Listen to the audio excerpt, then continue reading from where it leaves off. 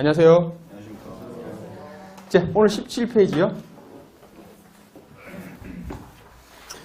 지난 시간에 제일 중요하게 봐야 되는 부분들은 인적 자원 관리의 정의라고 말씀드렸죠. 인적 자원 관리의 정의가 가지고 있는 문장이 어떤 걸 가지고 있는지, 그죠? 전략적 가치를 지닌 인적 자원이라는 건 자원 기반 이론에서 인적 자원이 과거에는 비용 개념이었다가 이제는 자산의 개념으로 넘어왔다. 그죠? 그 다음에 목표, 인적 자원 관리의 목표는 결국 뭐다? 경제적 효율성과 사회적 효율성을 동시에 충족시키는 것을 목표로 한다. 그래서 경제적 효율성은 뭐다? 기업의 이윤 추구, 효율성. 그 다음에 사회적 근로자의 욕구, 사회적 목표는 뭐다? 근로자의 어떤 가치나 처우의 향상, 만족도 향상, 그죠? 그런 것들이 사회적 목표라고 말씀드렸죠. 그리고 이 두 개를 동시에 만족시키는 과정들을 어떤 방법론을 하느냐? 그러니까 직무관리부터 시작해서 확보, 개발, 평가, 보상, 유지관리를 하는 게 인적 자원관리의 정의라고 했고, 그게 한 문장으로 되어 있죠. 그 문장은 여러분들이 시험장에 갈 때까지 절대 잊어버려서는 안 되는 문장이고, 그리고 그걸 하면서 인적 자원관리가 그러니까 인적 자원관리의 관리사가 변화가 있었죠. 그러니까 크게 대비를 해서 봐야 되는 건 다 볼 필요는 없고, 전통적 인적 자원관리와 현대적 인적 자원관리는 조금 구별이 된다. 그렇죠? 그렇게 구별이 되고, 전통적 인적 자원관리는 약간 통제 지향적인 어떤 그런 인적 자원관리 방향으로 가고 있고, 현대적 인적 자원관리는 몰입 지향의 인적 자원관리를 좀 이렇게 추구하고 있다. 그런 느낌이 드는 거죠. 그게 이유는 뭐냐? 과거에는 대량 생산, 소품종 대량 생산을 통해 가지고 효율성을 추구할 수밖에 없는 시기였어요. 공장도 많이 없었고 공급이 부족하고 수요가 과잉인 상태였어요. 만들면 다 팔리기 때문에 그런 경쟁이 없었죠. 공급자의 경쟁이 없기 때문에 그냥 막 만들어야 돼요. 그러니까 최대한 빨리 만들어야 되는 그런 시기에서는 어떤 표준적이고 획일적이고 통제를 많이 해야지, 통제를 잘 해야지, 기계처럼 통제를 해야지, 사람을 기계처럼 다루어야지 우리가 목표한 어떤 창출을 할 수 있는 게 과거에 거의 산업혁명 이후에부터 시작해서 근대적 인적 자원관리였다면, 최근에 어떻게 됐다고 했죠?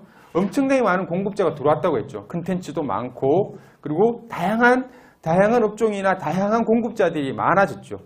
그리고 수요자들도 과거와는 다르게 엄청나게 다양한 욕구를 가지고 뭔가 요구를 하고 있다고 했죠. 그러니까 여기에 제일 중요하게 바뀐 건 뭐다? 다품종 소량 생산이고, 그 다음에 공급이 과잉이 됐어요. 그러니까 공급자들 간에 경쟁이 일어날 수밖에 없고, 그런 상황에서 어떻게 수요자들의 다양한 욕구를 충족시켜 줄 수 있느냐, 이런 측면으로 가다 보니까 인적 자원관리도 개인화되고, 그 다음에 다양화되고, 그 다음에 성과주의의 어떤 그런 측면으로 인적 자원관리가 변화되어 가고 있다 해서, 처음에 나왔던 인적 자원관리가 기계론적 인적 자원관리고, 현대적 인적 자원관리의 마지막으로 했던 게 성과주의라고 말씀을 드렸죠. 그렇게 나오는 게 이제 인적 자원관리 접근법이었고, 그래서 17페이지 넘어와서 그렇게 보니까 전통적 조직과 디지털 시대 조직, 이게 뭐 인적 자원 관리의 방식은 아니지만 전통적 조직은 어떤 형태로 조직 관리가 이루어졌고, 디지털 시대의 조직은 어떤 형태로 이루어지고 있는지 이걸 한번 볼게요. 그렇게 보면 제가 그러니까 오늘까지 계속 하는 게 뭐냐니까, 이 통제 중심 과거의 인적 자원 관리와 그 다음에 몰입 지향의 현대적 인적 자원 관리를 오늘 딱 최종적으로는 대비해서 여러분들이 알게 될 거예요. 그걸 지금 하기 위한, 우린 뭘 한다 지금? 빌드업을 계속 하고 있는 거예요. 제가 지난 시간부터 시작해서 빌드업을 하는 건 그거고, 이게 시험 문제에 나오게 되면 우리만 맞출 수 있어요. 왜? 다른 분들은 이거 강의하기도 힘들고, 강의를 하려면 인적 자원 관리만 알아야 되는 게 아니라 경영 전략부터 시작해서 이 모든 것들을 다 알아야 되잖아요. 그러다 보니까 강의도 쉽지 않고, 웬만하면 그냥 직무 관리부터 시작해버려요. 근데 저는 여기를 계속 강조하는 건 뭐냐니까, 이 전체 흐름이나 이 대비되는 부분들을 알아야지 뒤에 가서 기술적으로 직무 관리부터 시작해서 학계평 보유방에서 내가 뭔가를 답을 쓸 때 스토리 있게, 스토리 라인이 분명하게 이루어질 수 있고, 그 다음에 비교 문제가 나오면 우리가 정확하게 답을 쓸 수가 있어요. 예. 그런 측면이니까 좀 하여튼 오늘까지는 약간 좀 뭐라고 해야 되나? 숲을 계속 이야기하는 느낌이 들 거야. 숲을 계속 이야기하는 느낌이 들고, 다음 시간부터 시작해서 직무관리로 해가지고 나무를 이제 이렇게 베기 시작할 거예요. 오늘까지는 숲을 봐야 되니까 전체적으로 그렇게 숲을 본다라고 생각을 하시고 좀 수업에 집중했으면 좋겠습니다. 자, 볼게요. 전통적 조직 17페이지. 자, 전통적 조직은 동그라미 할게요. 효율성 동그라미. 그리고 전통적 조직과 디지털 시대 조직이 있잖아요. 이건 딱 비교잖아요. 별표 치세요. 별표. 아, 치라고 했나요? 지난 시간에? 아, 예, 그랬네요. 치셨네. 그리고 디지털 시대 조직은 뭐다? 변화 동그라미 하시고 혁신. 색깔 다르게 하세요. 아시죠? 그 다음 밑으로 내려와서 전통적 조직은 뭘 중시했다? 위계. 중간에 계층간 위계 동그라미. 자, 디지털 시대 조직은 뭘 한다? 위임과 협업. 밑으로 내려가서 지식 공유 줄 치시고 지식을 공유한다. 그 다음에 전통적 조직으로 가서 뭐에 초점? 기능 동그라미. 기능에 초점. 그 다음에 오른쪽으로 디지털 시대 가면 프로젝트 중심. 그리고 한 줄 밑에 승진 동그라미. 오른쪽에는 리더십 동그라미. 왼쪽에는 승진을 통해 리더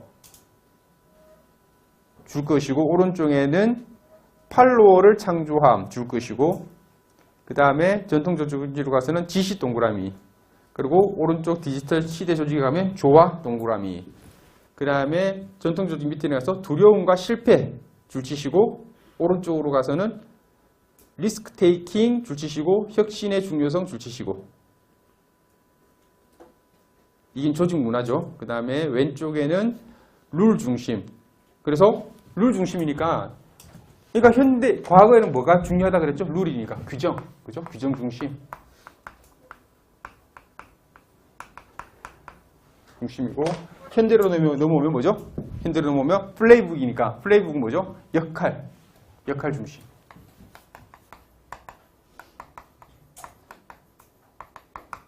역할 중심. 그다음에 그 다음에 마지막에 프로세스 중심, 오른쪽으로 가면 프로젝트 중심. 이거 좀 느낌이 어떤 느낌이냐니까 잘 봐요. 왼쪽 전통적 조직은 뭐냐니까 뭔가 표준화. 그러니까 우리가 계속 말했죠. 전통적 조직의 HR은 표준화, 획일화, 통제. 왼쪽 거 보세요. 그런 느낌이 들죠, 여러분. 마음속으로 약간 그런 느낌 안 들어요? 그런 느낌 들어야 돼요. 그런 느낌을 들어야 돼요. 그러니까 빠른 시간에 최소 시간에 최대한의 산출물을 만들어내기 위해서는 효율적이어야 되죠. 그 다음에 시키면 즉각 말을 들어야 돼요. 그러니까 위계적이어야 해요. 그렇죠? 그리고 그 사람은 그 기능에만 집중하면 돼요. 그렇죠? 맞죠? 그 다음에 잘하면 그냥 승진 올라가는 거. 그러니까 직무 단계를 바로 올려주는 그런 단계였고, 그 다음에 통제를 해야 되니까 대장이 중요하죠. 리더가 중요한 거죠. 리더가 그냥 뭐 팔로 이거 필요 없이 시키면 돼요. 잘만 시키면 돼요. 그러니까 리더의 지시가 중요한 거죠. 그죠? 그러니까 밑에 지시죠. 리더의 지시가 중요한 거예요. 그리고 두려움과 실패하면 안 돼요. 왜? 라인이 돌죠. 라인이 계속 돌아가고 있어요. 중간에 실패를 하게 되면 뭘 해야 돼요? 라인 스톱이죠.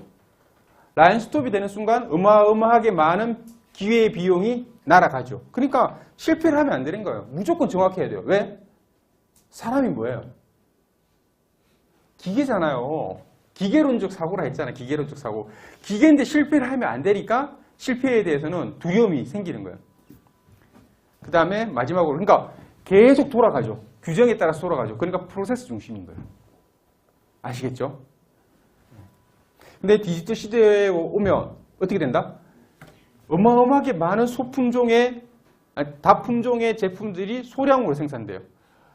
많이 생산되는 게 중요한 게 아니라 질이 중요한 거고, 요즘으로 따진다면 가성비가 아니라 가심비예요. 질이 진짜 중요한 거예요. 질이 중요하게 되고, 그러니까 소수의 사람들을 우리가 끌어들여야 돼요. 그러니까 뭔가 획기적이고 혁신적인 제품들이 나와야 되는 거죠. 그러려니까 한 사람의 머리가 중요한 게 아니라 다양한 사람들의 다양한 의견들이 있어야 되고, 그러려면 어떻게 돼요? 리더가 지시하는 게 아니라 리더가 팔로워들한테, 동료들한테 위임을 할 수밖에 없어요. 그리고 어떤 프로세스가 중요한 게 아니라, 옛날에는 하나 만들면, 자동차가 하나 만들면 우리가 지금 아직도 그렇지만은 옛날에는 차 한 대가 나오면 다시 바뀐데 10년 단위로 바뀌다가, 최근에는 7년 단위로 바뀌다가, 요즘은 이제 다시 뭐 페이스리프트를 해가지고 3년 단위로 계속 바꿔주고 있죠. 그죠? 그게 무슨 말이니까 주기가 짧아진다는 거예요. 그러니까 프로세스가 중요한 게 아니라 하나의 일이 끝나면 다음 일로 넘어가야 되는 거예요. 같은 일이 계속 돌아가는 프로세스가 아니라 하나의 일이 끝나고 다음 일이 끝나고 다음 일이 끝나고 프로젝트 중심으로 간다는 거예요. 그렇죠? 그러니까 프로젝트를 많이 경험한 리더십이 중요한 거예요. 그죠? 그러니까 리더들은 팔로워들을 창조해야 되고, 지시가 아니라 이 사람들과의 다양성, 이 사람들의 의견을 많이 이끌어내려면 뭘 해야 된다? 조화를 시켜줘야 되죠. 그러니까 조직을 조화시켜야 되는 거죠. 옛날엔 조화 필요 없죠. 시키면 되는 거고 안 시키면 잘라버리면 되는 거죠. 그죠?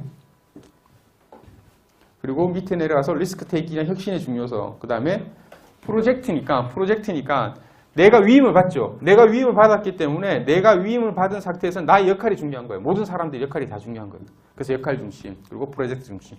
아시겠죠? 이 느낌 잘 가지고 계셔야죠.